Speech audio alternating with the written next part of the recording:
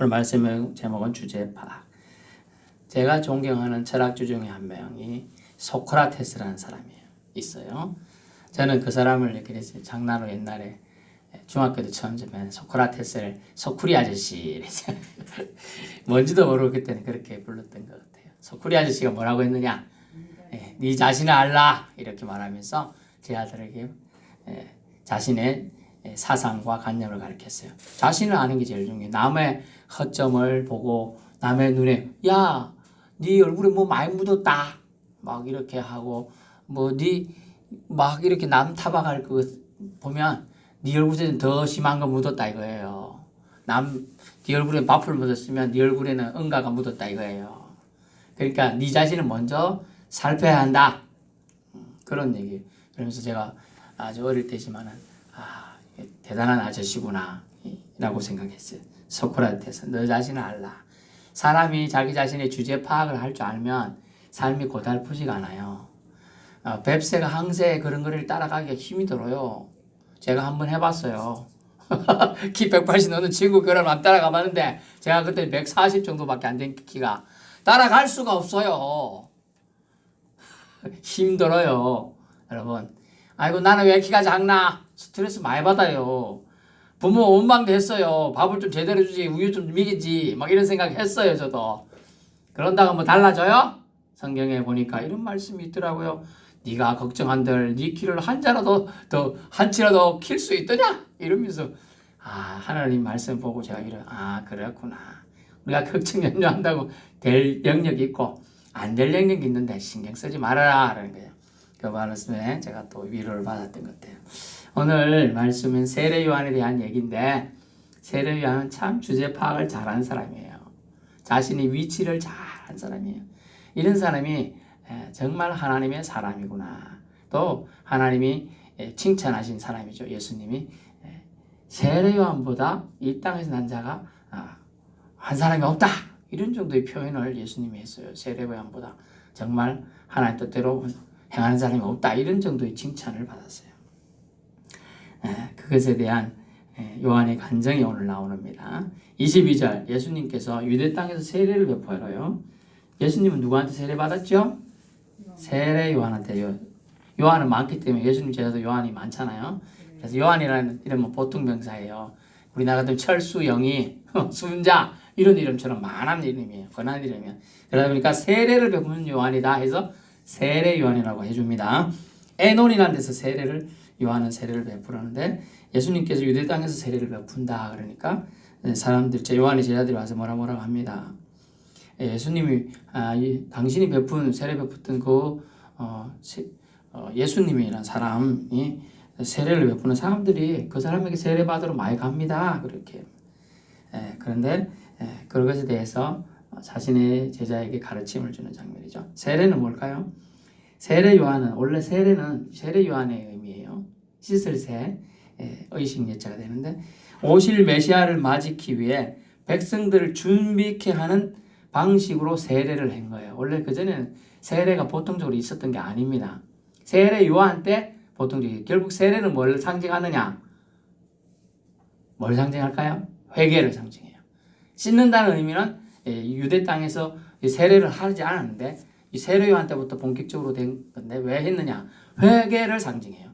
세례, 네가 하나님을 진심으로 믿고 싶냐? 겉으로 믿던 행동을 이제 버리고 진짜로 믿고 싶냐?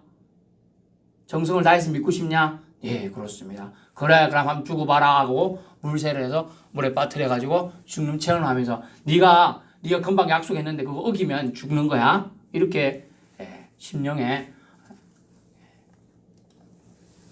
변화가 일어나도록 만드는 것이 세례의 원래 의미였어요. 세례를 통하여 백성들 심령에 메시아를 준비하게끔 하는 것이 바로 세례라는 의식이었다. 그래서 예배를 위해 유대인들을 정결케 하는 방식으로 이 세례한 시점에 본격적으로 이제 시작이 되는 겁니다. 26절 선생님이 정언하더니가 세례를 베풀었습니다. 사람이 다에게 그 얘기를 한다고 요한의 제자들이 솔직히 말하면 일러주었어요. 그런데 요한은 질투를 하지 않습니다. 사명에 충실한 자는 질투할 시간이 없어요. 그래서 단서가 나와 있죠. 24절 요한이 아직 옥에 갇히지 아니하였더라. 요한은 뭐 다른 거 할 시간이 없어요. 나중에 갇히게 되기 때문에. 그래서 이 얘기를 하고 있는 겁니다. 28절 나는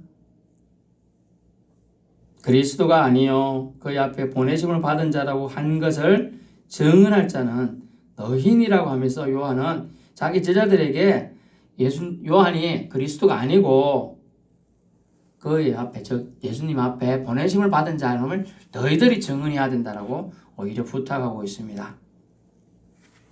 사실을 직시하는 거 믿는 사람 또 사명자의 아주 중요한 덕목 중에 하나입니다. 자신이 할 역할이 있어요. 어떤 사람은 어느 교회에 부임했을 때 그 교회에서 할 역할이 있어요. 제가 서울 지역에 사역할 때 어떤 사람은 목회자는 그 힘든 지역에서 전도를 막 해가지고 교회 수를 부흥시키는 데 사람이 있고 어떤 사람은 그 교회 부임해서 그 교회가 건물이 나가는데 교회를 새롭게 잘 단장하는 사람이 있고 그렇게 하는 역할이 있는 거예요. 사람마다. 목회자라고 다 말씀을 선포해서 모든 사람의 심령에 변화를 일으키고 그러면 좋지만 달란트가 다릅니다. 하나님 주신 달란트가 달라요. 제가 존경했던 목사님이 신무했던 교회에 한 목회자가 있었어요. 저보다 4살 정도 나이가 많은데 어느 날 이제 뜬금없이 그 멋진 교회 몇만 명이 출입하는 교회에 목회자 담임 목사를 갔어요. 부럽기도 했죠. 부럽기도 했는데 또 근데 외국에서 사역하던 분 갑자기 그런 케이스가 잘 없어요. 원래 외국에 있던 분이 와가지고 그 큰 교회 담임으로 가는 게 잘 없어요. 근데 왔어요. 근데 갑자기 뜬금없이 2년 전에 2년도 채 안 됐어요. 이제 1년 반 정도 됐네요. 뜬금없이 기도 중에 하나님이 너는 선교사로 가라 그래가지고 다 내려놓고 사모님하고 둘이 떠나는 거예요. 야, 그거 쉽지 않아요. 그거 예를 들게요. 모든 입지 케냐 어디일까요? 아프리카에 있잖아요. 더운 지대예요. 우리나라는 더우면 에어컨은 시원하게 나옵니다. 그분을 참고로 말씀드리면 덩치가 커요. 김준현 스타일이에요. 김준현 알죠? 연예인? 예, 그 정도 덩치예요. 그래서 제가 의외로 놀라는 게 그거죠. 저 정도 멋진 교회 저렇게 덩치가 크신 분이 담임 목회자가 되는 건 그렇게 의외거든요. 보통 엘리트층이 있는 사람 동네에서는 그런 사람을 원래 목사님을 잘 안 청빙을 안 해요. 근데 그렇게 된 것도 의외인데 하나님이 가라고 했다고 해서 모든 걸 내려놓고 선교사로 딱 출발해 간 거예요. 놀랍죠.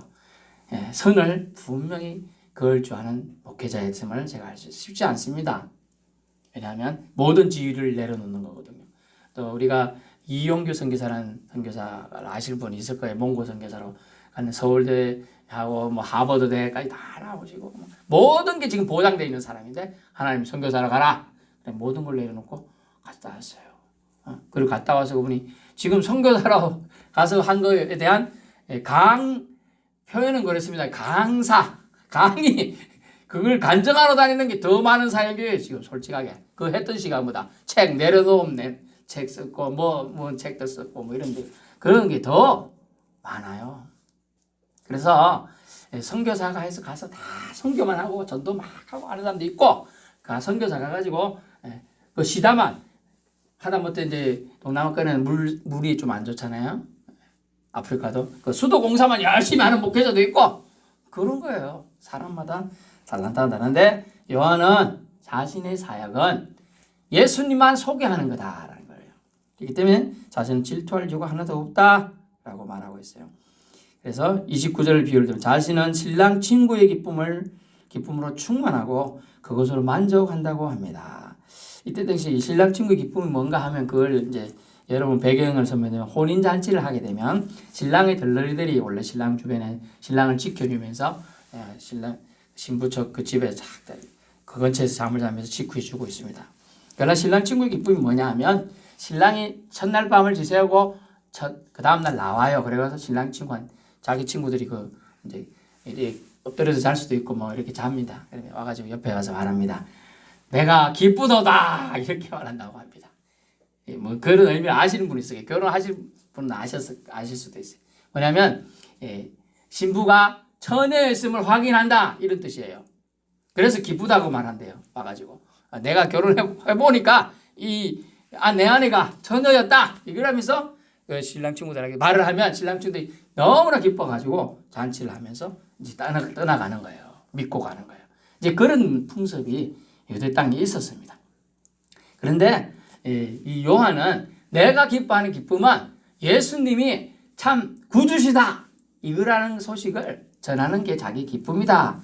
이렇게 이 혼인잔치 비유를 통하여 말해주고 있는 겁니다. 그래서 자신은 만족한다 라고 말해요. 여러분 선을 지킬 줄 아는 자는 하나님께서 기억하십니다. 기억하셔요. 저 겸손한 자는요.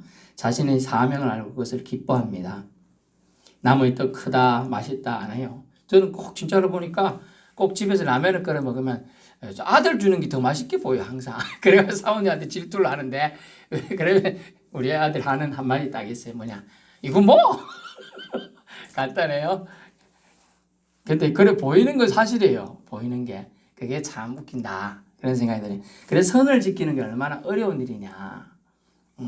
우리가 스승보다 나은 제자 나오기가 어렵다는 말이 있습니다. 스승보다 나은 제자가 나오기가 어려워요. 그런데 어떻게 보면 자신이 세례를 주고 회개하라 천국이 가까이나 말하면서 자기의 뒤에 올 예수를 준비시킨 이 세례 요한의 사명 이거 보면 자기가 더 먼저 유명해졌기 때문에 예수가 또 자기 제자들이 예수님을 쫓아가고 싶어하는 이런 마음을 덮었을 때 쓱 좋지 않았을 것 같은 마음이 보통 사람 마음이에요. 그러나 그런 마음이 하나도 없다는 게 이것이 진정한 하나님의 사람의 모습이라는 거예요. 질투는 믿음의 사람의 모습에 없어요. 그것을 기억해야 됩니다. 나는 주체가 아님을 알아야 돼요. 나는 주인공이 아님을 알아야 돼요. 그래서 조연이다. 조연. 여러분 사실 영화에 보면 주인공을 썼던 사람은 이 영화에 한 번 나오고 딴 영화 나오기 잘 어려워요. 조연은요 여기가 딱 이 영화 나왔어 또 저 영화도 나오고 저 영화도 나오고 수십 개의 조연을 출연한 사람들이 더 장수하고 더 잘 오래 유명해져요. 근데 이 주인공이 나오는데 원래 주인공은 좀 잘생겨야 되고 키도 커야 되고 그렇게 하다 보니까 한 영화 나오면 다른 영화 출연하기 힘들어. 또 주인공은 너무 비싸. 갤런티가 비싸다 보니까 쓰기가 두려워. 몇 억씩 줘야 되는데 그런 인식이 되는 거죠. 근데 그 조연으로서의 역할을 그는 잘 이렇게 한마디로 결론 짓습니다. 그는 즉 예수님은 흥하여야 하겠고 나는 쇠하여야 하리라. 아멘. 우리 믿는 사람들은 우리를 통하여 예수님이 흥해지기를 기뻐하는 사람들이 되어야 될 줄 압니다. 진정으로 주의 길을 예배하러 온 자임을 명심하고 그는 말했던 것이죠. 나는 주인공이 아니다. 소개하는 자다 라고 말하죠. 진정 하나님을 사랑하는 자입니다. 그런 욕심이 없지요. 요한은 27절 영적 은사는 하늘에서 주신 바 되어야 받을 수 있다고 말해줍니다. 27절 요한이 대답하여 이르되 만일 하늘에서 주신 바 아니면 사람이 아무것도 받을 수 없느니라. 아멘. 영적 은사는 하늘에 주신 바 되지 않으면 세례도 줄 수 없고 예수님이 행하신 각종 표적도 행할 수 없음을 알 수 있어요. 그래서 너희가 믿음이 없느냐? 그럼 표적이라도 보고 좀 믿어라 라고 지금 예수님이 말씀하신 그런 것처럼 지금 요한은 말해주고 있는 거예요. 영적 은사는 하늘에서 주신 바 되어야 한다는 거죠. 그래서 여러분의 의지로 믿은 것 같이 보여도 하나님이 믿음을 주셨기 때문에 믿은 줄로 알아야 됩니다. 아멘. 그래야 여러분 겸손할 수 있어요. 영적 은사는 질투 대상이 아니에요. 각자 몫에 그래서 만족해야 돼요. 왜? 은혜로 받았기 때문에. 은혜로 받았기 때문에 구원도 여러분이 은혜로 선물로 받았기 때문에 교만할 거 하나도 없어요. 교만한 자는 하나님이 대적하신다 했습니다. 그리고 성경에 아주 여러분에게 저에게 위험한 경고의 말씀이 하나 있는데 뭡니까? 먼저 된 자는 나중 될 걸 두려워해라 그랬어요. 선자는 넘어질까 조심하라 그랬어요. 교만이 들어오거든요. 먼저 믿은 사람들은 나중에 믿은 사람도 좀 무시하고 깔보는 경향이 있어요. 또 신앙생활 오래 한 사람들은 본문 오늘 말씀이 이런 본문이 들어가면 아이고 오늘 말씀 뭔가 뻔하다 하고 생각하고 무시하는 경향들이 있어요. 잘 안 들어도 된다 생각하고 그렇지 않습니다. 똑같은 설교도 100번 이상 들어도 안 지겹다 해야 될 정도로 여러분 신앙이 견고해지고 아주 겸손해야 돼요. 어려워요. 저도 한번 깜짝 놀란 분이 있었습니다. 어느 교회, 한 교회 보니까 딱 같은 본문 하나 가지고 6개월을 설교하셨더라고. 대단하죠? 예를 들면 지난주에 우리 요한복음 3장 16절 만약 이렇다 그러면 그 한 본문 짧은 거 하나 가지고 6개월을 설교했는데 그 교회 성도들이 그럼 10명이냐? 아니에요. 1000명이 넘는데 그 설교를 다 매주 이렇게 듣고 있어요. 야, 이게 하나님 은혜가 아니고 가능하겠습니까? 아니에요. 짜증나요. 아니 오늘도 똑같은 본문이야. 오늘도 똑같아. 이러면서 계속 생각했을 사람도 있겠죠. 하지만 영적 은사는 하나님 주셔야지만 가능하다. 그러면 선이 있는 거예요. 그래서 저 큰 교회 목사님은 그만큼 달란트가 되니까 하나님이 해주셨겠지. 이런 생각해야 되지. 제가 하고 뭔 차이가 있기 때문에 저는 물론 차이가 있겠죠. 하지만 하나님의 은혜와 그거는 선택은 후회하심이 없는 거예요. 그래서 거기서 내 깜냥에 맞는 하나님의 은혜를 주셨다 이렇게 생각해야 된다는 거예요. 그래야 하나님이 더 나은 믿음의 단계와 더 나은 성숙의 단계로 이끌어준다는 걸 말씀해 줍니다. 31절부터 36절까지 요한은 예수님에 대해 이렇게 증언하는데요. 예수님이 누군가를 잘 보세요. 요한이 직접 증언하는 예수님. 첫째, 예수님은 위로부터 오셨다. 아멘. 믿어집니까? 더 높은 권위자라고 얘기해요. 예수님 위로부터 왔다는 겁니다. 위로는 어디예요? 하늘이죠. 하나님으로부터 온 거예요. 여러분 이게 믿어져야 돼요. 그래서 믿는 사람 첫째가 창세기 1장 1절이 믿어져야 된다 그랬죠. 대초에 하나님이 천지를 창조하시니라. 천지를 만드신 분 하나님이라는 걸 믿어져야 우주 만물을 창조하신 하나님이 믿어져야 온 세상을 만물을 향하여 우리가 감사하는 말이 나와요. 그리고 하나님이 믿어져야 우리가 우리 인생이 정말 약한 존재임을 알게 돼요. 두 번째 요한은 뭐라고 합니까? 예수님은 친히 보고 들은 것을 증언하신 분이다. 여러분 단순한 이론가가 아니에요. 생각만 가지고 2-3은 5 이렇게 말하는 분이 아니라는 거예요. 숟가락 2개 갖다 놓고 젓가락 3개 갖다 놓고 총 몇 개냐? 5개 이렇게 말하는 분이라는 얘기예요. 결국 예수님은 체험을 전하시는 분이에요. 하늘에 계신 분이니까 하늘에서 보고 들은 게 있겠죠. 그것을 와서 전하신 분이에요. 그래서 예수님은 친히 보고 들은 것을 증언하신 분이다 라고 요한은 말해줍니다. 세 번째는 하나님이 보내신 이다 라고. 결국 그 말은 뭐냐면 하나님 말씀을 그대로 전한 자다. 메신저다. 예수님은 메신저 역할로 오셨다라는 거예요. 자기의 의의를 드러내고 자기 영광을 받으시기 위해 오신 게 아니고 하나의 표적을 행하도 예수님을 통하여 하나님 아버지가 영광 받으시기를 위해서 예수님은 그대로 전하는 역할을 했다는 거예요. 세례요한은 어떤 역할을 했죠? 예수님을 소개하는 역할. 예수님은 어떤 역할을? 하나님 아버지를 생각나게 하고 하나님 아버지께 사람들 마음을 기울도록 하는 거예요. 마음을 향하도록 하게 만드는 것이 예수님의 역할이었다는 것이죠. 그래서 어떻게 했느냐? 하나님 보내신 힘을 확증하는 표로 하나님이 성령을 한량없이 예수님께 부어주었다라고 표현을 오늘 세례요한이 하고 있어요. 여러분 하나님의 성령을 한량없이 부어주신 분 그분을 우리는 믿어야 될 줄로 압니다. 네 번째 마지막 예수님은 만물을 다스릴 권세가 있으시다라고 합니다. 아들을 사랑하사 아버지께서 만물을 통치할 권세를 누구에게? 아들에게 주셨다. 여러분 어떤 권세? 아들을 믿는 자, 즉 순종하는 자에게 영생을, 순종치 않는 자에게는 하나님의 진노가 임한다라고 말해주고 있습니다. 36절 아들을 믿는 자에게는 영생이 eternal life, 영원한 생명이 주어지고 아들에게 순종하지 아니하는 자에게는 영생을 보지 못한다. 결국은 죽는다. 사망 가운데 들어가게 될 거다. 도리어 하나님의 진노가 그 위에 머물게 될 것이다 라고 얘기해 주고 있습니다. 성도 여러분, 여러분도 이 땅에 보내진 목적이 있습니다.